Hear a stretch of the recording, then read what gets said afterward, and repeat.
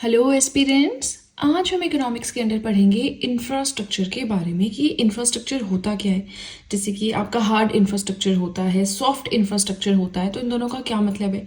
Economic and social infrastructure क्या होता है, जिस भी चीज़ को इंफ्रास्ट्रक्चर का स्टेटस मिलता है तो उससे क्या बेनिफिट्स उसे होते हैं, हमारी इकोनॉमी के लिए इंफ्रास्ट्रक्चर कैसे जो है प्रॉफिटेबल है। ये कुछ चीज़ें हैं जो हम आज की वीडियो में पढ़ेंगे एंड मोस्ट प्रोबेबली ये सेकेंड लास्ट टॉपिक है हमारा। इसके बाद हम एक्सटर्नल सेक्टर पढ़ेंगे जिसमें balance of payments, balance of trade, इस तरह की बातें हम कुछ करेंगे। ठीक है, तो अभी आज का ये जो टॉपिक है हम आज ही पूरा कंप्लीट कर देंगे, ये पार्ट्स में नहीं रहेगा। सो इसलिए आपसे रिक्वेस्ट है वीडियो के साथ में नोट्स बनाते चलें, काफ़ी इंपॉर्टेंट आपके लिए रहेंगे। फाइन, हम बात कर रहे हैं इंफ्रास्ट्रक्चर की। तो ये होता क्या है? ये होता है basic physical and organisational structure needed for the operation of the economy. हमारी इकोनॉमी में हर एक काम ढंग से चलता रहे तो उसके लिए एक फिजिकल स्ट्रक्चर, एक ऑर्गेनाइजेशनल स्ट्रक्चर होता है इंफ्रास्ट्रक्चर। अब सिंपल भाषा में कहें, रेलवेज है, बहुत बड़ी बिल्डिंग है, ट्रांसपोर्टेशन सिस्टम है, हमारे पुल हैं, ब्रिजेस जिनको बोलते हैं, डैम है, तो ये सारे इंफ्रास्ट्रक्चर हैं। अब ये चीज़ें अवेलेबल हैं तभी तो काम इजीली चल रहा है। अब ट्रेन्स हैं, रेलवे स्टेशन हमारे पास है, ट्रेन्स चल रही हैं तो लोग एक जगह से दूसरी जगह पे जा रहे हैं। अगर ट्रेन्स नहीं होती तो फिर आप देखिए बस स्टैंड जो हमारे होते हैं वहाँ पे कितना ज़्यादा रश होता, तो हमारी इकोनॉमी ढंग से नहीं चल पाती। तो ऐसे छोटी छोटी चीज़ें करके बहुत सी चीज़ें इसमें आती हैं। कम्युनिकेशन हमारा है, जैसे कि अगर मुझे कुछ प्रॉब्लम है, मैं बीमार हो गई तो एकदम से मैं इमरजेंसी या हॉस्पिटल कॉल कर सकती हूँ, है ना, एम्बुलेंस वहाँ से आ जाती है। या फिर हम अपने पेरेंट्स को कॉल कर सकते हैं कि तबीयत ठीक नहीं है, वो हमें कार में लेने आ सकते हैं। तो ये कम्युनिकेशन सिस्टम है जिसके थ्रू सब कुछ ईजिली जो है पॉसिबल हो रहा है हमारी लाइफ में, है ना। ट्रांसपोर्टेशन है, अगर मान लीजिए मेरा भाई दिल्ली में रहता है, वो कोचिंग ले रहा है और उसकी तबीयत खराब हो गई, तो मैं फटाफट से यहाँ से बस में बैठ के, या अगर ज़्यादा पैसे हो किसी के पास तो वो टैक्सी में बैठ के दिल्ली उसके पास जा सकते हैं। तो वो हमारा ट्रांसपोर्टेशन सिस्टम है। एजुकेशन है, इतनी हाईटेक एजुकेशन है, तो बहुत सारी चीज़ें जो है। अब देखिए इंफ्रास्ट्रक्चर के अंदर आता क्या है वो भी अभी मैं आपको बताऊंगी एग्जांपल्स बहुत अच्छे से। फिलहाल मैंने आपको हल्का सा आइडिया दे दिया कि इंफ्रास्ट्रक्चर के अंदर हम यहाँ पे जो बात कर रहे हैं basic physical and organisational structure की, वो क्या स्ट्रक्चर है। ठीक है, it requires a greater level of investment करनी है तो बहुत ज़्यादा इसमें जो पैसा है चाहिए होता है। ऑब्वियसली आपको अगर 3 मंजिला या सिंगल स्टोरी बिल्डिंग भी अगर बनानी है, सिंगल स्टोरी घर भी बनाना है, तो आज के डेट में कितना खर्च है ना। तो वैसे ही अब सरकारी, आप देखेंगे कोई भी सरकारी आवास, सरकारी ऑफिस होता है तो प्रॉपर उसमें पहले बाउंड्री वॉल लगी होती है, अंदर पार्किंग के लिए बहुत सारा एरिया होता है, उसके बाद डीसी ऑफिस, एसडीएम ऑफिस, या और भी आप देखेंगे, है ना, आसपास आप गए होंगे कभी ना कभी। सरकारी स्कूल आप देखें, प्राइमरी स्कूल होता है हमारा, जो सिर्फ प्राइमरी स्कूल है वहाँ भी प्ले ग्राउंड है ना। तो बेशक वो 1 या 2 मंजिली होता है, लेकिन प्ले ग्राउंड, वो एरिया एक्वायर करना कितनी बड़ी बात है। तो इन्वेस्टमेंट बहुत रिक्वायर्ड होती है ना। इंफ्रास्ट्रक्चर आप समझ गए, बहुत ज़्यादा इन्वेस्टमेंट इसके लिए होती है। देखिए इसमें से ना डायरेक्ट क्वेश्चन नहीं आता है, बट इनडायरेक्ट घुमा फिरा के क्वेश्चन पूछ लेते हैं। तो इसमें सिर्फ अंडरस्टैंडिंग है, बाकी इकोनॉमिक इंफ्रास्ट्रक्चर किसे कहते हैं, उसके अंदर कौन कौन सी अमेनिटीज़ आती हैं, सोशल इंफ्रास्ट्रक्चर क्या होता है, हार्ड एंड सॉफ्ट इंफ्रास्ट्रक्चर क्या होता है, ऐसी ऐसी कुछ चीज़ें हम आज पढ़ेंगे। ठीक है, नाउ कॉमोडिटीज़ प्लस सर्विसेज। अब जो हमारा इंफ्रास्ट्रक्चर है इसमें कॉमोडिटीज़ यानी गुड्स, सामान वाली वो चीज़ें भी आती हैं और सर्विसेज सेक्टर भी आता है। चलिए सर्विसेज सेक्टर में आपको समझाती हूँ। हम वॉशिंग मशीन लेते हैं, ठीक है, वॉशिंग मशीन लेते हैं, लेकिन मान लीजिए वो खराब हो गई, ठीक है, उसका ड्रायर नहीं चल रहा है, तो आप क्या करोगे? आपने जिस शॉप से लिया आप उस पर्सन को कॉल करोगे, या फिर टोल फ्री नंबर दिया होता है कि अगर हमने एलजी की मशीन ली है तो हम उस टोल फ्री नंबर पे कॉल करेंगे, वहां से वो पर्सन आएगा, उसे ठीक करेगा और जाएगा। तो इसे हम क्या बोलते हैं? After service. कि हमने मशीन तो परचेज कर ली, पर अगर कुछ खराबी होती है, दिक्कत होती है, तो आता है बंदा, वो खुद ठीक करके जाता है, होता है ना ऐसा। तो ये चीज़ें होती हैं सर्विसेज। ठीक है, ट्रांसपोर्टेशन, बसेज हैं आपकी, ऑटोज हैं, ट्रेन्स हैं, टैक्सीज हैं, ट्रांसपोर्टेशन सर्विसेज हैं, पावर जनरेशन सर्विसेज हैं, कम्युनिकेशन है। सर्विसेज ऐसा कुछ कि जिन्हें आप मतलब देख नहीं सकते, है ना, सर्विसेज देख नहीं सकते, बट वो होती हैं। हमें पता है कि एक इंसान आएगा, वो कुछ करेगा मशीन में और वो ठीक हो जाएगी, ये चीज़ हमें पता है, तो वो हमें क्या कर रहा है? सर्विसेज प्रोवाइड करवा रहे हैं, है ना। Now also called as the lifeline of an economy. किसी भी इकोनॉमी की लाइफ लाइन हम कहते हैं इंफ्रास्ट्रक्चर को। क्यों हम इंफ्रास्ट्रक्चर के बारे में इतना पढ़ रहे हैं, क्यों जरूरी है ये? So this is required for growth and development. Growth होगी हमारे देश में, डेवलपमेंट होगी तो कैसे होगी? इंफ्रास्ट्रक्चर के थ्रू होगी। यहाँ से मुझे एक चीज़ और ध्यान में आ रही है, इकोनॉमिक ग्रोथ क्या होता है, इकोनॉमिक डेवलपमेंट क्या होता है। हम ना इसको इंटरचेंजेबली यूज कर लेते हैं, हम सोचते हैं ग्रोथ एंड डेवलपमेंट सेम ही बात तो है। नहीं, सेम बात नहीं है। इस टॉपिक को मैंने 2 बार इकोनॉमिक्स की सीरीज में पढ़ाया है। एक बार स्टार्टिंग में पढ़ाया था तो वहां मैं ज्यादा इलेबोरेट नहीं कर पाई थी, उसके बाद फिर से मैंने पढ़ाया जब मुझे और भी अच्छा डेटा मिला तो मैंने और अपडेट किया। तो ऐसे 2 टॉपिक्स हैं जो मैंने इकोनॉमिक्स में 2 बार पढ़ाए हैं। एक इकोनॉमिक ग्रोथ एंड डेवलपमेंट है, एक हमारा डेमोग्राफी सेंसस आता है ना उसके अंदर, वो है। ये दो टॉपिक्स मैंने 2 बार पढ़ाए हैं। ठीक है, जैसे डेटा अगर मुझे अपडेटेड मिला तो मैंने फिर से उसको थोड़ा और अच्छे से निखार के पढ़ाने की कोशिश की है। ठीक है, अगर आपने नहीं मेरी कंप्लीट सीरीज देखी है तो Indian economy handwritten notes की प्लेलिस्ट पे जाइए, मेरे यूट्यूब चैनल पे प्लेलिस्ट सेक्शन पे जाके दूसरे तीसरे नंबर पे आपको वो प्लेलिस्ट मिल जाएगी इजीली, और वहां पे आप देख सकते हैं। ठीक है, नाउ इंफ्रास्ट्रक्चर क्या करता है, ग्रोथ एंड डेवलपमेंट दोनों होती है। दोनों किससे होती है, इंफ्रास्ट्रक्चर से। अब ये टर्म्स क्या डिफाइन करती हैं वो आपने खुद से देखना है। ठीक है, it increases the productivity of factors of production and improves the quality of life. Production जो होती है, जो फैक्टर्स ऑफ प्रोडक्शन है, फैक्टर्स ऑफ प्रोडक्शन क्या होते हैं पढ़ाए हैं मैंने आपको। ठीक है, फैक्टर्स ऑफ प्रोडक्शन हमने इकोनॉमिक्स एक बार पहले पढ़ा था, तो वहां पे बिल्कुल demand and supply, factors of production, raw material, finished goods, इस तरह की कुछ टर्म्स पढ़ी थी ना। तो अब यहाँ पे पढ़ेंगे, देखिए वीडियो बहुत लेंथी हो जाएगा। तो जो प्रोडक्शन के फैक्टर्स होते हैं उनकी प्रोडक्टिविटी बढ़ा देता है और हमारी लाइफ को ईजी कर देता है इंफ्रास्ट्रक्चर। ठीक है, कम्युनिकेशन है तो लाइफ ईजी है ना, हमारे पास ट्रांसपोर्टेशन है तो लाइफ इजी है ना। अब आप सोचेंगे मैं तब से ये टर्म्स यूज कर रही हूँ, चलिए अभी इन टर्म्स को देख लेते हैं। हमारा जो इंफ्रास्ट्रक्चर है इसे आप 2 तरह से डिवाइड कर सकते हैं। ठीक है, एक तो हम पढ़ते हैं इकोनॉमिक एंड सोशल इंफ्रास्ट्रक्चर, एक हम पढ़ते हैं हार्ड एंड सॉफ्ट इंफ्रास्ट्रक्चर। बार बार मैं इन टर्म्स को क्यों बोल रही हूँ, सो दैट आपको पता चल जाए कि हमें पढ़ना क्या है वीडियो में। ठीक है, चलिए पहले हम देखते हैं कि इकोनॉमिक इंफ्रास्ट्रक्चर है क्या। पहले एग्जाम्पल्स देखिए फिर पढ़ें तो आपको ज्यादा अच्छे से समझ आएगा। ट्रांसपोर्टेशन, इलेक्ट्रिसिटी, कम्युनिकेशन, एनर्जी, क्या आपको इसमें से किसी में भी डाउट है? नहीं होना चाहिए, सिंपल चीजें हैं, है ना। सो इकोनॉमिक इंफ्रास्ट्रक्चर वो इंफ्रास्ट्रक्चर होता है which is directly linked with economic development.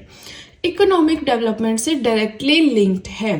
ठीक है, इसमें समझाती हूँ मैं आपको, पहले ये पॉइंट देख लीजिए। Amenities and services directly influence and benefit the production process of the economy. देखिए ये जो चीजें हैं, ट्रांसपोर्टेशन है, इलेक्ट्रिसिटी है, एनर्जी है, कम्युनिकेशन है, ये सब इकोनॉमिक इंफ्रास्ट्रक्चर के अंडर आते हैं। ठीक है, अब ये डायरेक्टली लिंक्ड है इकोनॉमिक डेवलपमेंट से। अगर हमारा कम्युनिकेशन सिस्टम स्ट्रांग हो रहा है, अब हम 4G से 5G की ओर जा रहे हैं, जियो, BSNL, एयरटेल, ये सब हो भी चुके हैं शिफ्ट, है ना। जो बचे हैं आप तो देखिए ऑपरेटर ही कम बचे हैं, बहुत ज्यादा मर्ज हो गए हैं। वोडाफोन है, एयरसेल है, पहले टाटा डोकोमो, इस तरह की सिम्स आती थी ना। तो अब तो ऐसा नहीं है, अब तो ये जियो, एयरटेल, BSNL, वोडाफोन, कुछ यही सिम्स रह गए हैं, है ना। तो अब अगर कम्युनिकेशन स्ट्रांग होगा, 4G से 5G हो रहा है, मतलब डेटा स्पीड बढ़ जाएगी, है ना। तो डेटा स्पीड बढ़ जाएगी तो इससे क्या होगा, इकोनॉमिक डेवलपमेंट पे हमारा जो है डायरेक्टली लिंक हो जाएगा। जैसे कि इलेक्ट्रिसिटी है, अगर आपको 24 घंटे इलेक्ट्रिसिटी अवेलेबल है आपके घर पे, या फिर आपकी कोई कंपनी है वहां पे 24 घंटे इलेक्ट्रिसिटी अवेलेबल है, तो आप ज्यादा प्रोडक्शन कर सकते हो। बीच में अगर जिस एरिया में आपकी कंपनी है वहां पे लाइट बहुत जाती है तो आप उतना प्रोडक्टिव काम नहीं कर पाएंगे। अगर लाइट का पूरा दिन कट लग गया तो आपका एक दिन तो गया, है ना।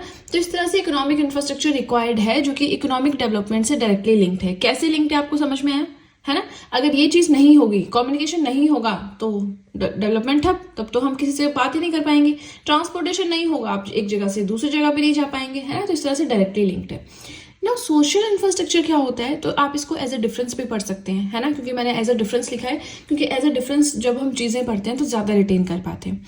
सोशल इंफ्रास्ट्रक्चर होता है education, health, housing, indirectly linked. अब एजुकेशन किसी पर्सन, किसी बच्चे को मिल रही है तो वो डायरेक्टली इंफ्रास्ट्रक्चर से क्या रिलेशनशिप है उसका, है ना। लेकिन किसी बच्चे को एजुकेशन मिल रही है, अब उसको एजुकेशन मिल रही है, बड़े होके वो इंजीनियर बनेगा, इंजीनियर बनके वो बड़े बड़े ब्रिजेस बना सकता है, डैम्स बना सकता है, बड़ी बड़ी बिल्डिंग्स बना सकता है। ठीक है, तो इस तरह से इनडायरेक्टली लिंक्ड है सोशल इंफ्रास्ट्रक्चर से ये सारी चीजें। इसमें आती है services that improve individual productivity. अब इकोनॉमिक इंफ्रास्ट्रक्चर में जो पूरी इकोनॉमी का प्रोडक्शन प्रोसेस है ना, उस पर इंफ्लुएंस पड़ता है। ठीक है ना, इलेक्ट्रिसिटी गई तो पूरे जो हमारा वो एरिया है, मान लीजिए कोई पूरी सिटी है तो वहां पे लाइट गई, प्रोडक्शन बंद। अब अगर मान लीजिए दिल्ली में लाइट चली गई, दिल्ली में कुछ ऐसा हो गया कि इलेक्ट्रिसिटी नहीं कनेक्ट वो ढंग से कर पा रहे, कुछ गड़बड़ रही, 3 दिनों से लाइट नहीं, तो कितनी कंपनीज वहां पे है, कितनी एमएनसीज है, कितनी फैक्ट्रीज है, वो सब बंद, प्रोडक्शन प्रोसेस पे फर्क पड़ा पूरी इकोनॉमी के, है ना, क्योंकि दिल्ली हमारी कैपिटल है। दूसरी साइड पे सोशल इंफ्रास्ट्रक्चर क्या है, ये इंडिविजुअल प्रोडक्टिविटी इंक्रीज करता है। वो जो बच्चा है वो समझ रहा है चीज़ों को, है ना, तो उस बच्चे की प्रोडक्टिविटी इंक्रीज हो रही है स्कूल जाके, and then achieve social objectives. जब यहाँ पे इंडिविजुअल प्रोडक्टिविटी इंप्रूव होती है, उसके बाद वो सोशल यानी सामाजिक जो उद्देश्य है उन्हें पूरा करता है। अब इसको हम और बेटर वे में समझते हैं। अगर आपको नहीं समझ में आया तो हम इसको बढ़िया से एक एग्जाम्पल के थ्रू समझते हैं, ठीक है। इकोनॉमिक इंफ्रास्ट्रक्चर, चलिए ये तो हो गया। Electricity available for 24 hours, more production possible. Power cut है, देन नो प्रोडक्शन पॉसिबल। समझ में आ गया इकोनॉमिक इंफ्रास्ट्रक्चर की क्या जरूरत है, मतलब ये डायरेक्टली लिंक्ड है। इनमें से कोई एक चीज गई तो हमारे प्रोडक्शन पे फर्क पड़ेगा डायरेक्टली। सोशल इंफ्रास्ट्रक्चर में ऐसा नहीं है, ठीक है ना, अगर चीज गई तो बहुत टाइम बाद इनडायरेक्टली फर्क पड़ेगा। चलिए थोड़ा एग्जांपल देखते हैं।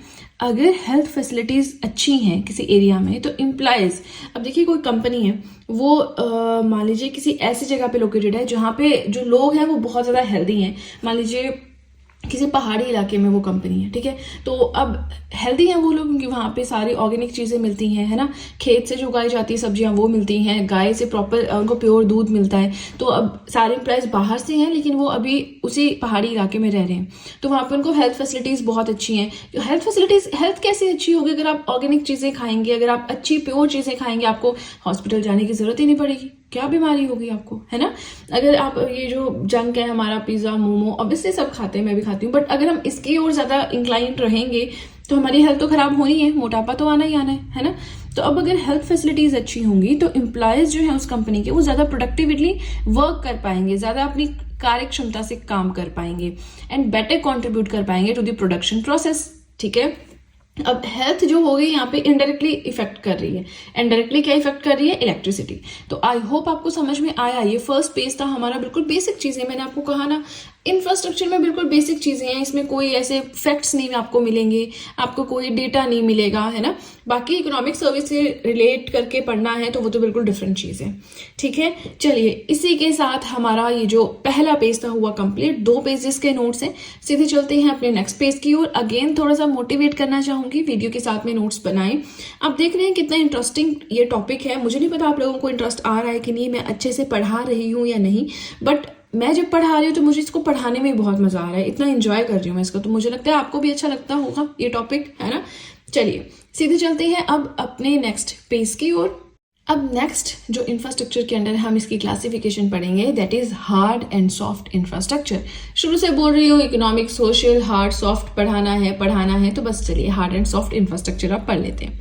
हार्ड इंफ्रास्ट्रक्चर क्या होता है, इसमें आते हैं physical infrastructure, and soft infrastructure में क्या आती है, सारी की सारी सर्विसेज।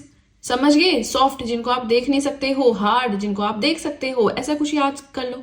हार्ड माने टेंजिबल, सॉफ्ट माने इंटेंजिबल, ऐसे याद कर लो, जैसे मर्जी याद कर लो, ठीक है। नाउ हार्ड इंफ्रास्ट्रक्चर बेसिक आपको समझ में आ गया। अब हम देखते हैं इसमें आएंगी सारी फिजिकल इंफ्रास्ट्रक्चर, जैसे कि रोड्स हैं, ब्रिजेस हैं, डैम्स हैं, ठीक है। And physical structure that support and facilitate the society and the economy. इसमें वो फिजिकल स्ट्रक्चर आएगा जिससे हमारी सोसाइटी और हमारी इकोनॉमी को सपोर्ट मिल रहा है ना, वो बहुत इजीली वर्क कर पा रहे हैं। जैसे कि ट्रांसपोर्टेशन सिस्टम है, बसेस आपके पास हैं, इधर से उधर ट्रांसपोर्ट कर रही हैं, तो हमारा इकोनॉमी अच्छे से चल रही है। अगर कहीं पे आप देखते हैं ना कि जैसे मैं आपको चंडीगढ़ का एग्जांपल दूं तो वहां से आपको पटियाला, हरियाणा, आसपास हर जगह के लिए बसेस मिलेंगी, लेकिन हिमाचल के लिए बसेस थोड़ी कम है। तो जब ऐसा होता है ना कि दिवाली है, दशहरा है या होली, कोई भी अगर त्यौहार आता है जो कि हिमाचल में बहुत अच्छे से मनाया जाता है, तो ऑब्वियसली चंडीगढ़ में ऑलमोस्ट काफ़ी जो है वो एम्प्लॉयज़ ऐसे हैं जो हिमाचल से जाते हैं, कुछ जॉब कर रहे हैं, कुछ पढ़ रहे हैं। तो जब वो बसेस के लिए बैठते हैं तो आप देखेंगे वहाँ पूरा बस स्टैंड खाली होता है, लेकिन जो हिमाचल वाले काउंटर है उसमें इतना रश होता है। और जो शॉर्ट रूट पे जाना होता है, जिन्होंने जैसे चंडीगढ़ से सोलन आना है, तो उनको तो कोई पूछता ही नहीं, उनको तो टिकट्स भी नहीं मिलती हैं। जो लॉन्ग रूट वाले होते हैं, जैसे किसी को मनाली जाना है, किसी को शिमला जाना है, सिर्फ उन्हीं को पूछते हैं। समझ रहे हैं आप कंसेप्ट। तो यहाँ पे क्या है कि ट्रांसपोर्टेशन क्यों हैवी हो रहा है, क्योंकि हिमाचल के लिए बसेस नहीं है। वैसे फर्क नहीं पड़ता पूरे साल क्योंकि कोई आता जाता नहीं है, लेकिन जब फेस्टिवल होता है तब दिखाई देता है कि उन्होंने अपने लोकल के लिए कितनी बसेज हैं और हिमाचल के लिए कम बसेज हैं, ठीक है। एक this is just an example जो मेरे दिमाग में एकदम से आ गया कि ट्रांसपोर्टेशन सही नहीं है तो इकोनॉमी में फर्क पड़ रहा है, ऐसा कुछ समझ के कर लें, है ना। सॉफ्ट इंफ्रास्ट्रक्चर क्या है, all the services which are required to maintain the economic, health, cultural, social standards of a population. इसमें आएंगी सारी सर्विसेज जो क्या करेंगी, जो जनसंख्या है, जो लोग रह रहे हैं हमारी कंट्री में, उनके economic standards, health standards, cultural standards, social standards, इन सबको मेंटेन करेगी। इसमें आती है non tangible things which support the development and operation of hard infrastructure, ऐसी चीजें जो इनको सपोर्ट करती हैं। ब्रिजेज है, पुल बन गया, छोड़िए रोड बन गया पूरा, लेकिन उसको बार बार जो है मेंटेनेंस की जरूरत है, तो वो मेंटेनेंस आपकी सॉफ्ट इंफ्रास्ट्रक्चर में आएगी क्योंकि वो सर्विस के अंडर आएगी। ठीक है, जैसे मैंने आपको वो फ्रिज वाला वॉशिंग मशीन वाला एग्जांपल दिया कि हमने मशीन ली है जी की, लेकिन वो खराब हो गई, चल नहीं रही है, तो हमने एक पर्सन को बुलाया, तो वो जो पर्सन आ रहा है that is under soft infrastructure, लेकिन जो हमने वॉशिंग मशीन खरीदी that is under hard infrastructure. Example है, अब इसको इकोनॉमिक लेवल पे मत लीजिएगा, इकोनॉमिक लेवल पे क्या है 10-15 हजार की मशीन है ना, वो वहां पे तो हम बड़े बड़े रोड्स, ब्रिजेस, एयरपोर्ट्स इनकी बात करते हैं। ठीक है ना, क्या सबको बेनिफिट मिलता है कि सबको इंफ्रास्ट्रक्चर का स्टेटस मिलता है? नहीं मिलता ना सबको इंफ्रास्ट्रक्चर का स्टेटस, उसके लिए भी प्रॉपर एक क्राइटेरिया है। लेकिन जिन्हें इंफ्रास्ट्रक्चर का स्टेटस मिल गया उनको क्या फायदे होते हैं, है ना, उनको कुछ फायदे भी तो होते होंगे। सो benefits of getting infrastructure status, infrastructure का स्टेटस मिलने से क्या क्या फायदे हैं? टैक्स बेनिफिट है, अब भाई सरकारी काम है, सरकार ने उस इंफ्रास्ट्रक्चर का स्टेटस दिया है तो वो उससे क्यों टैक्स काटेगी? वो तो चाहेगी कि वो अभी फिलहाल बिना टैक्स के काम करे, ताकि कल को आने वाले टाइम में बहुत ज्यादा फायदा हो सरकार को उससे। इतना सरकार को उससे टैक्स से लेने से फायदा नहीं होगा जितना बाद में फायदा होगा। ठीक है, सरकार कोई, आपने देखा टूरिज्म के होटल्स होते हैं, तो जब वो बन रहे होते हैं, जो भी काम हो रहा है, तो उनसे टैक्स नहीं काटती, इनिशियल टाइम में टैक्स नहीं काटती, पहले उसको अच्छे से प्रमोट करती है। जब वो अच्छे से चलने लग जाता है फिर उसके बाद में जो पैसा आ रहा है वो सरकार का ही तो है ना। फास्टर एनवायरमेंटल क्लियरेंस, अब कहीं भी अगर देखिए आपको घर बनाना है या कुछ भी करना है तो आपको क्लियरेंस, आपने नई कंपनी खोलनी है, ठीक है, आप बना रहे हो, कंस्ट्रक्शन कर रहे हो, तो आपको बहुत सारी क्लियरेंसेस चाहिए होती हैं। लेकिन जिसे इंफ्रास्ट्रक्चर का स्टेटस मिला हुआ है तो वो उसको ईजिली ये क्लियरेंस मिल जाएगी, कोई डिले नहीं होगा। ऑटोमेटिक एफडीआई अप्रूवल, एफडीआई क्या है? Foreign direct investment. ऑटोमेटिक जिसे इंफ्रास्ट्रक्चर का स्टेटस मिला वो आराम से जो है एफडीआई अचीव कर सकते हैं, है ना। Relaxed external commercial boring norms, external commercial boring क्या होता है? हमें बोरो करना है एक्सटर्नली, ठीक है ना, किसी कंपनी को, किसी इंडस्ट्री को बोरो करना है एक्सटर्नली, जैसे वर्ल्ड बैंक से, आईएमएफ से, एडीबी से, तो जो नॉर्म्स हैं उन चीजों के लिए जिन्हें इंफ्रास्ट्रक्चर का स्टेटस मिला हुआ बहुत ईजी है, अदरवाइज इतना ईजी नहीं है एक्सटर्नली बोरो करना। ठीक है, easier funding from world bank and other financial institutions, तो शब्दों का खेल है, मीनिंग तो लास्ट से 2 पॉइंट्स का सेम ही है ना। ना इंपॉर्टेंस क्या है? हम तब से इंफ्रास्ट्रक्चर चिल्ला रहे हैं, तो इसकी इंपॉर्टेंस क्या है, हम क्यों पढ़ रहे हैं इंफ्रास्ट्रक्चर को? ठीक है, it helps in elevation of property, not poverty आएगा यहाँ पे, इसको ठीक करना आपने। ठीक है, so it helps in elevation of poverty, गरीबी हटाने में सबसे बड़ा हाथ रहता है इंफ्रास्ट्रक्चर का।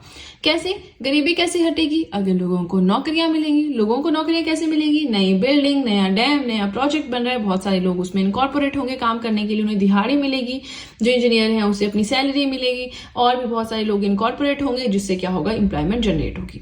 अब इसको हम एक एग्जाम्पल से समझेंगे, तो ये एग्जाम्पल मैंने आपको समझाना है इसलिए पेंसिल से लिखा है, अगर आपको नोट्स में ऐड करना है आप कर सकते हो, अगर आपको लगता है कि भाई आगे समझ तो रहने देना। ठीक है, रेलवे स्टेशन जो है इंफ्रास्ट्रक्चर के अंडर आता है, एम आई राइट? नाउ अब कहीं पे डिसाइड हुआ, अब जैसे इसमें भी आपको हिमाचल का एग्जांपल देती हूँ, जिस डिस्ट्रिक्ट से मैं बिलोंग करती हूँ वहां पे रेलवेज का रिसेंटली काम चल रहा है ना, तो अब काम चल रहा है तो उससे होगा क्या? अभी तो फिलहाल उन्होंने अपनी लैंड क्लियर की कि जिनके घर, जिनकी जमीन थी उस एरिया में, उनको पैसे दिए, उनको साइड किया, है ना।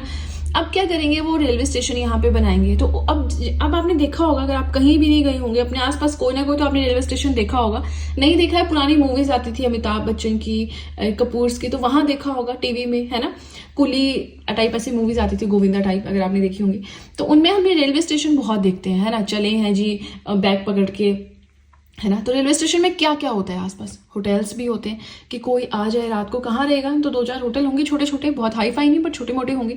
मैगजीन न्यूज़पेपर वाले होते हैं, है ना, मैगजीन्स आपको फिल्म्स की मैगजीन्स मिल जाती हैं, करंट न्यूज़ क्या चल रही है, न्यूज़पेपर्स मिल जाते हैं, नॉवेल्स मिल जाती हैं, साथ में चाय वाला खट जाता है ना, चाय ले लो, और कुरकुरे लेस वाली छोटी सी दुकान हो जाएगी। बाहर ऑटो वाले खट जाएंगे, 20-25 ऑटोज आपको मिल जाएंगे, गार्ड्स वहां पे होंगे, है ना। अब इससे क्या हो रहा है? खुला तो सिर्फ रेलवे स्टेशन है ना, रेलवे स्टेशन ओपन हुआ है, उसकी कंस्ट्रक्शन में जो लोग लगे हैं वो बात तो बिल्कुल ही अलग है। उसके अलावा इतने सारे लोगों को नया धंधा मिल गया काम करने के लिए, राइट तो ये क्या हुआ, डायरेक्ट इम्पैक्ट पड़ा उस एरिया की इकोनॉमी पे। मान लीजिए ये रेलवे स्टेशन, अब रेलवे स्टेशन में जरूर थोड़ी सिटी में ही खुलेगा, वो तो थोड़ा साइड में खोलते हैं, है ना। तो अगर रेलवे स्टेशन किसी ऐसे एरिया में खुल रहा है जहाँ पे जिस एरिया को कभी कोई पूछता ही नहीं था, वहाँ पे बहुत ज़्यादा गरीबी थी, लोगों के पास पैसा नहीं था, लेकिन एकदम से रेलवे स्टेशन खुल गया तो अब औरतें भी चली हैं वहाँ पे कुछ कुछ सामान लेके, उन्होंने खुद से बनाया। देखा आपने कई बार जैसे शिमला में होता है ना कि छोटे छोटे बच्चों की सॉक्स बना के वो माल रोड पे बैठे होते हैं, आप ले लो, स्वेटर्स बना के बैठे होते हैं, लकड़ी का सामान होता है। तो ऐसे ऐसा कुछ अगर उस एरिया का फेमस है तो उसे लेकर भी वो रेलवे स्टेशन रहेंगे कि कोई आ रहा है बाहर से, फॉरनर ही आ रहा है, तो चलो दिखा दो यार, क्या पता ले ले, है ना। 100 की चीज 400 में बेचते हैं, होता है कि नहीं होता ये चीज हम फॉरनर्स को, तो ये चीज सही बात है, और यहाँ से फिर वो पैसे कमाते हैं। ठीक है, now creation of job opportunities, इससे क्या हो रहा है, एक रेलवे स्टेशन के किसी इंटीरियर एरिया में बनने से वहां पे जॉब अपॉर्चुनिटीज क्रिएट हो रही है ना। अब मेरी सैलरी पहले थी ही नहीं क्योंकि मैं घर पे रहती थी, मेरे पास पैसे थे ही नहीं। अब मेरी सैलरी एकदम से 20,000 की लगी तो मैं सोचूंगी यार अच्छे से कपड़े ले लेती हूँ, जीन्स ले लेती हूँ, शूज़ ले लेती हूँ, हील्स ले लेती हूँ, घड़ी भी ले लेती हूँ, फ़ोन भी ले लेती हूँ, धीरे धीरे सेव करके, है ना, थोड़ा थोड़ा थोड़ा करके मैं लूंगी ना। हर महीने मैं 2-2 हज़ार अपने लिए खर्चूंगी। इस महीने मैंने घड़ी ले ली, अगले महीने मैंने कपड़े ले लिए, उससे अगले महीने मैंने चलो सूट ले लिया, उससे अगले महीने मैंने कुछ भी है ना ले लिया। तो उससे क्या होता है, जब आपके पास पैसा आता है तो आपके पास नई नई डिमांड्स भी आपकी चलती हैं, चलो यार ये भी ले लेते हैं, वो भी ले लेते हैं, है ना। तो जब मनी आती है तो मार्केट में पैसा जाएगा, इंक्रीज हो गई in the demand of goods and services. अब यहाँ पे जो दुकानें पहले चलती थी, ठेले ठुले होंगे, अब वहाँ पे देखेंगे लोग कि यहाँ के लोग तो अमीर हो रहे हैं, उनको तो अब अच्छी चीज़ें चाहिए, तो वो अच्छी गुड्स एंड सर्विसेज को मंगाएंगे, ज़्यादा सामान मंगाएंगे, इंक्रीज होगा डिमांड एंड सप्लाई में। उससे क्या होगा, जो प्रोडक्शन करने वाली फैक्ट्री है वो ये देखेगी कि अब तो गुड्स एंड सर्विसेज की डिमांड उस एरिया से ज़्यादा आ रही है, तो हमें ज़्यादा प्रोडक्शन करनी होगी। तो इससे क्या होगा, वो अब प्रोडक्शन के लिए न्यू एम्प्लॉयज लगाएगा, एक आधा छोटा मोटा फर्म साथ में और लगा लेगा। ठीक है, तो इससे इनडायरेक्ट इम्पैक्ट पड़ा हमारी इकोनॉमी पे, डायरेक्ट इम्पैक्ट पड़ा ये। आई होप आपको समझ में आया। मैं कोशिश करती हूँ कि मैं ईजिएस्ट वे में और बिल्कुल सिंपल लोकल देसी भाषा में आपको समझाऊं ताकि आपको समझ में आए, बिल्कुल सिंपल से एग्जांपल्स दूं क्योंकि रियल लाइफ से हम ज़्यादा रिलेट कर पाते हैं। देखिए इकोनॉमिक्स बहुत ही प्यारा और बहुत ही अच्छा सब्जेक्ट है अगर आप ध्यान से एक एक चीज़ को पढ़ेंगे। अब मैंने आपको इंफ्रास्ट्रक्चर पढ़ाया, आपको लगता है कि कुछ मिसिंग है इसमें, मुझे और पढ़ना है, गूगल कर लें, गूगल के पास सब कुछ है ना, वहाँ पे देखेंगे क्या इन टॉपिक्स के अलावा कुछ और है, नहीं है तो इन्हीं को फिर से पढ़ने के। आपको अगर वो हार्ड एंड सॉफ्ट इंफ्रास्ट्रक्चर बता रहे हैं छोड़ दो, बेनिफिट्स बता रहे हैं छोड़ दो, लेकिन अगर आपको वो कोई डेटा बता रहा है कि इंफ्रास्ट्रक्चर पे इतना इन्वेस्ट हुआ, इतना हुआ, कोई न्यूज़ बता रहा है, फटाफट से ऐड कर लो अपने नोट्स, है ना। कितना टाइम लगेगा, 15 मिनट लगेंगे ऑलमोस्ट। आपको जो ऊपर गूगल करते हैं 4-5 वेबसाइट्स आती हैं उनको चेक करने में, सारी थोड़ी चेक करनी, 4-5 चेक करनी होती है, वो बस सारा डेटा वही आगे पीछे गोल मोल घुमाया होता है। ठीक है ना।